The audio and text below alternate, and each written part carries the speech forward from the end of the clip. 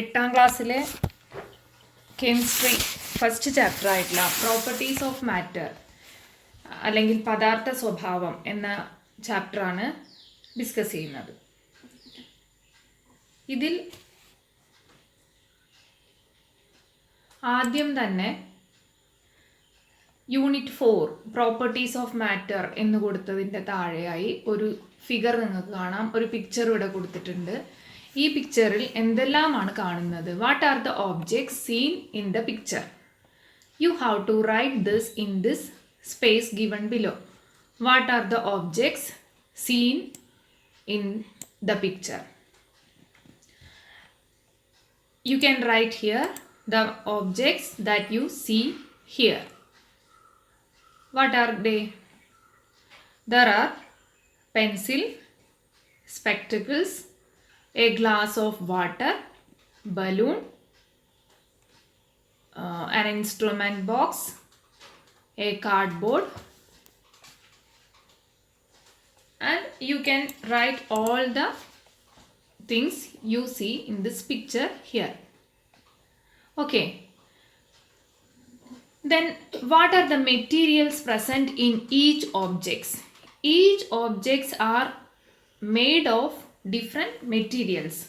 Now we have to write the materials with which they have made. Balloon. Balloon is made from rubber. Pencil is made using wood and it has a lead, and such materials are to be written here. Now we can say that there are many objects of diverse nature around us. All these are made up of different materials. We are familiar with the physical states of materials. We have studied earlier that there are three physical states of materials. Three physical states of materials. Which are they? They are solid, liquid, and gas. These we are studied earlier. Now we have to fill this table 4.1, and you should write this in your notebook. Classify and tabulate the materials given in the picture on the basis of their physical states. Now you have to write the solid materials which are written here. That is, from this figure you have written many objects here, and you should classify them into 3: solid, liquid, and gas. Then in solid, what can we write? Glass, balloon, box, spectacles, pencil, all can be written in solid.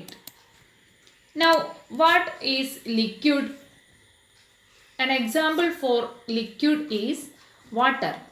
In our figure there was only one liquid substance, that is water. Gas. The balloon contained air, so gas is air. In gas column we can write air. Now we have completed the table properties of materials. There are several important properties of every materials that we have to find through some activities. Now let us do an experiment. This is the experiment setup. That is, we require a glass tumbler, a glass beaker with water. This is half filled water, and the other substance we require to do this experiment is a stone tied with a thread. Now how we can perform this experiment? First we have to dip this stone into the beaker containing water. Observe the figure. What are the things required to do the experiment? to do the experiment shown in figure. That is a beaker with water and a stone tied with a thread. When dipped in this beaker, we can see that the level of water has risen. The water level rises. Here we have to write down the procedure. Here you have to write the procedure. What is the procedure? Take a beaker containing half filled water and dip a stone tied with a thread into the beaker. This you have to write here.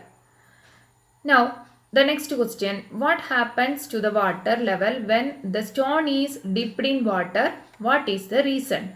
What happens to the water level? The water level rises. What is the reason?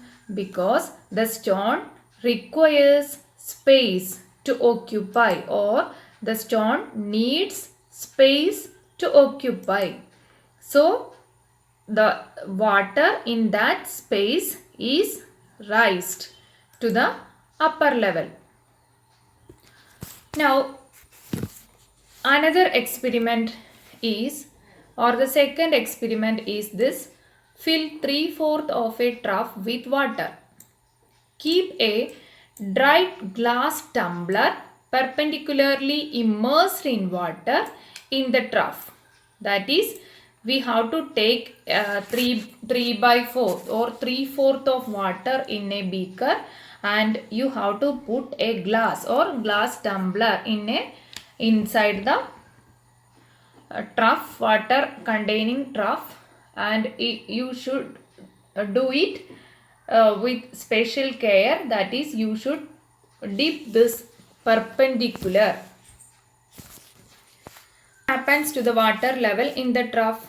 The water level in the trough rises. That is, the water level, what happens to the water level in the trough? The water level in the trough rises. Does water enter the tumbler? No, it will never enter the tumbler, because as we take it out, we can see that the tumbler is not wet now, or it is dry now. What material does the tumbler already contain? What material does the tumbler? The tumbler is the glass, or does water enter the tumbler? No. Here we have to write no. What material does the tumbler already contain? The tumbler contains nothing, or we can say that the tumbler contains air. Nothing in our observation, or as we cannot see air, but we know that air is contained in that tumbler. So tumbler contained air. Is there a relationship between the volume of this material and the difference in the water level? Is there any relationship? Yes, the tumbler filled with air needs space to occupy. Then the water equal to the volume of air will be displaced or will be raised. Now we have to do the third experiment. The third experiment, its procedure is: hang two balloons filled with air at the two ends of a 30 cm long metal scale. Affix a piece of sellotape on one of the balloons. With the help of a thread, suspend the scale in a balanced position. Then pierce the balloon with a needle on the sellotape. But we have to do two things: record your observation, and what do you infer from this? Record your observation. What is our observation?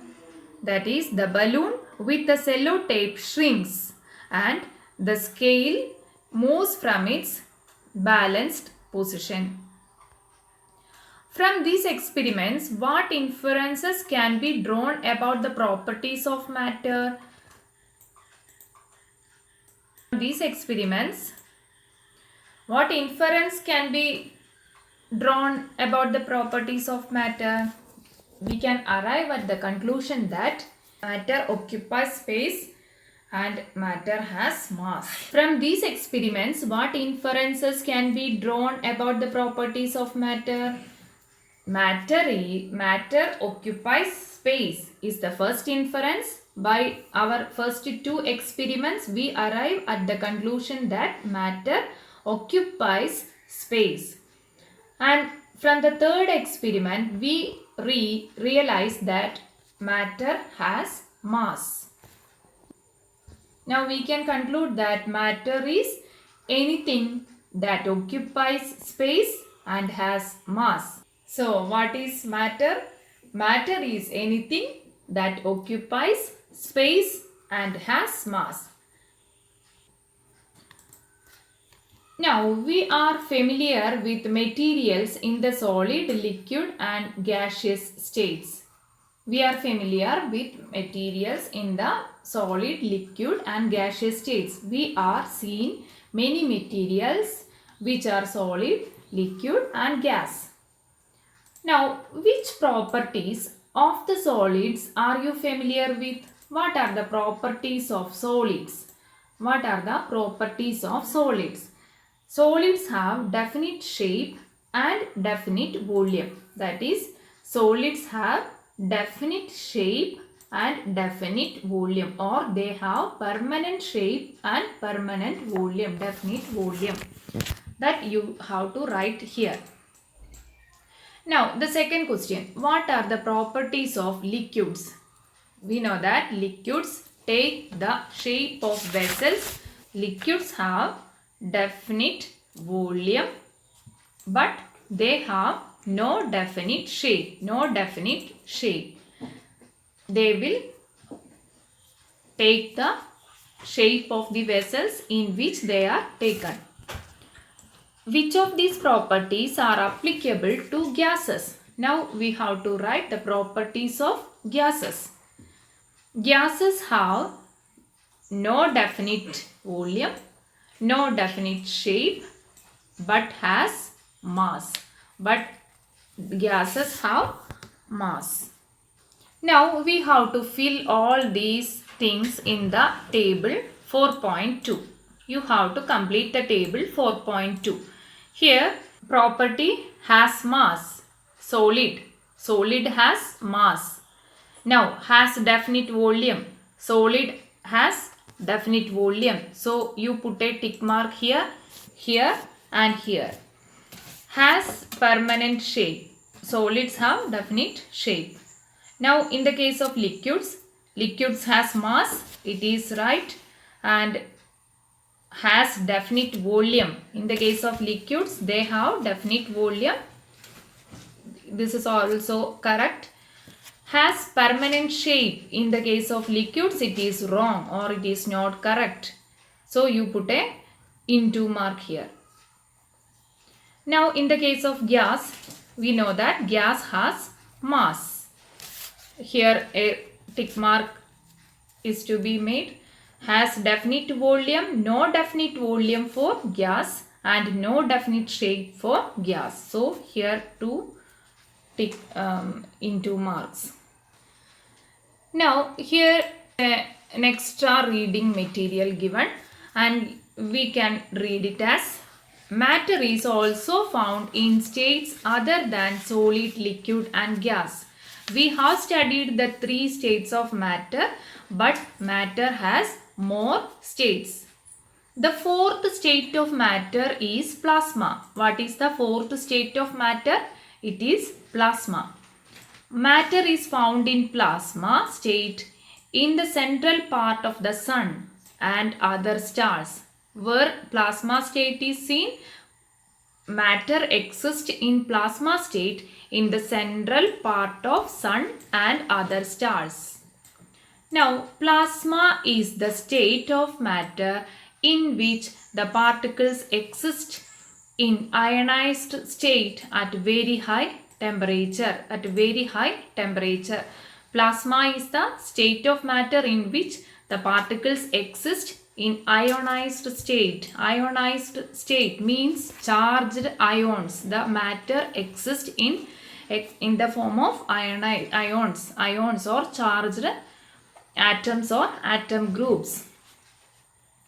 The fifth and sixth states of matter are named Bose-Einstein condensate and fermionic condensate respectively. Another state of matter is superfluid state. All these states can be generated in the laboratory only under special conditions. That is why we are not familiar with these states. We see only matter in the three states. Which are they? They are solid, liquid and gas. But there exist more than three states. There are several other states of matter. Thank you for watching.